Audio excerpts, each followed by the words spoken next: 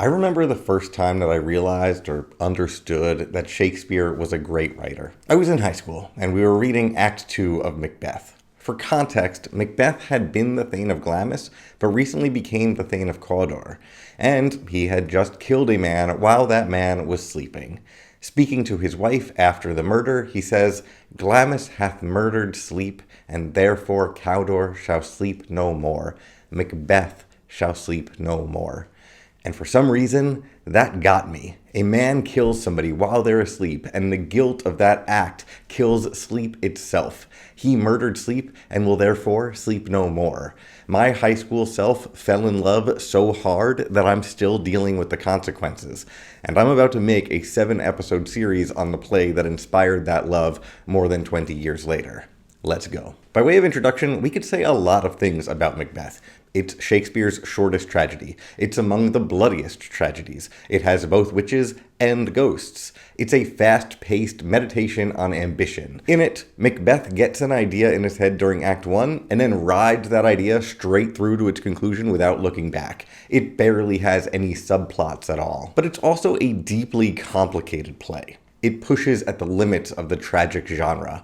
The tragic hero at the center of the play, Macbeth, is the villain of the play. It's a revenge tragedy that centers the person who needs to be revenged upon. It's also famously cursed. If you say Macbeth in a theater, you will be scolded by armies of thespians. It's well known that saying the name of the play will bring tragedy to any given production, so don't do it. Today, I'm going to provide the context and the historical background information that you'll need to get the most out of it, or at least I'm going to try to. I'll also provide background information on the curse, so if that sounds like it's your kind of thing, please consider subscribing, and with that out of the way, let's go through some of the pre-reading information for Macbeth, play-by-play.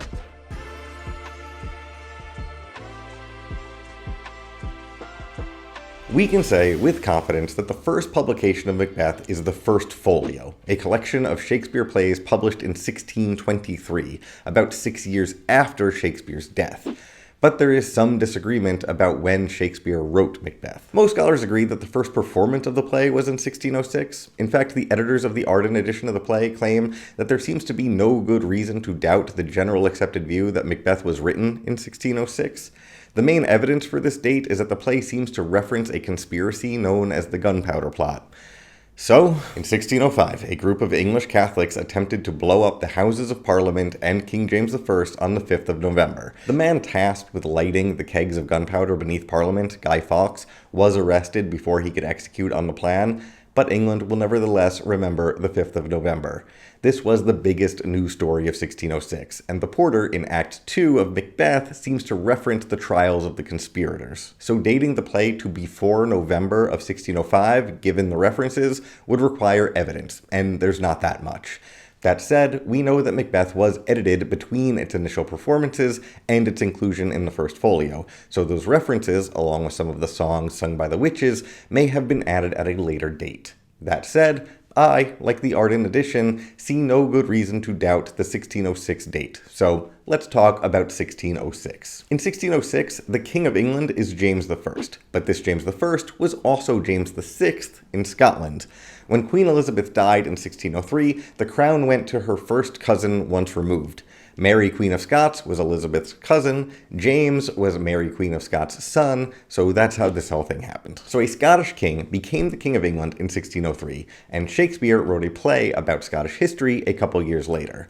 The play includes a bunch of topics that would have appealed to the newish king. James wrote a book about witchcraft, for example, and Macbeth has witches. James was interested in the political theory of monarchy and virtuous governance, and Macbeth includes a bunch of political theory and deals with questions of virtuous governance. It's also worth mentioning that James I believed that he was descended from one of the characters in the play, a soldier named Banquo, Macbeth's friend at the start of the play, but he kills him later.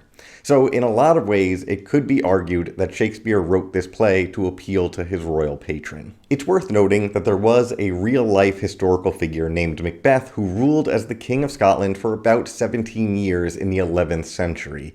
He was the grandson of Malcolm II and had a legitimate claim to the throne, as did his wife, whose name I am not going to try to pronounce here, but who we know as Lady Macbeth. The Real Macbeth has a fairly boring story. King Duncan I attacked Macbeth's domain, Macbeth's army won the resulting battle, Duncan was killed in the fight, and then Macbeth ruled Scotland mostly peacefully for 17 years until he's defeated by an English invasion wherein he was killed by the future Malcolm III. If you know anything about the action of the play Macbeth, you'll know that it bears almost no resemblance to the story I just told you. So here's what happens in Shakespeare's version of the story. At the start of the play, Macbeth the character is confronted by some witches who tell him he's going to be king someday and that his friend Banquo will have kids who will one day be king. Macbeth tells his wife about this prophecy, and she convinces him to murder the current king to speed things along. So, King Duncan is killed in his sleep by a treacherous Macbeth, who then has a brief and chaotic reign before being killed by a thane named Macduff during an English invasion of Scotland. So, that's all very different from the real history, and we might ask ourselves, where did Shakespeare get all of this wrong information from? Well, some of it he just made up, and the rest of it he got from a book called Holinshed's Chronicles of England, Scotland, and Ireland, first published in 1577. In Holinshed's version of the events, Macbeth and Banquo are confronted by three ladies in a field who give them a prophecy. The two friends joke about the prophecy, and then eventually Macbeth and his friends, including Banquo, conspire to kill the inept king and warlord Duncan.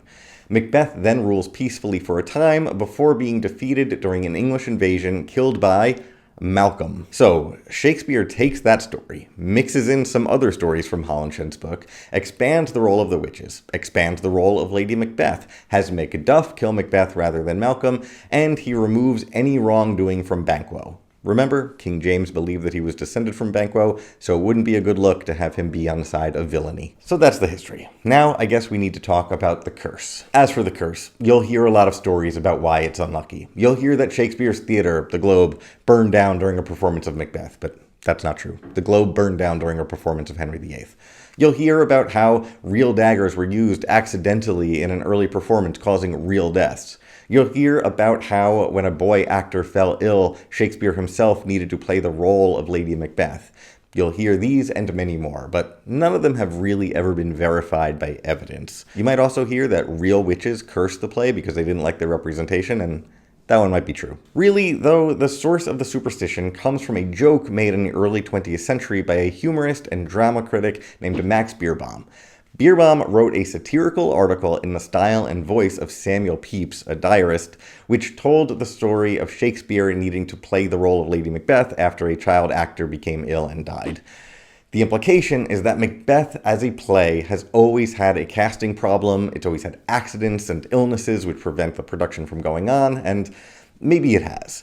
Either way, the origins of this curse started off as a joke. That said, the curse has clearly taken on a life of its own since then and has become a self-fulfilling prophecy. So don't say it in a theater. Over the next few weeks, I'm going to publish a video that moves through this play act by act, exploring some of the larger themes in the play.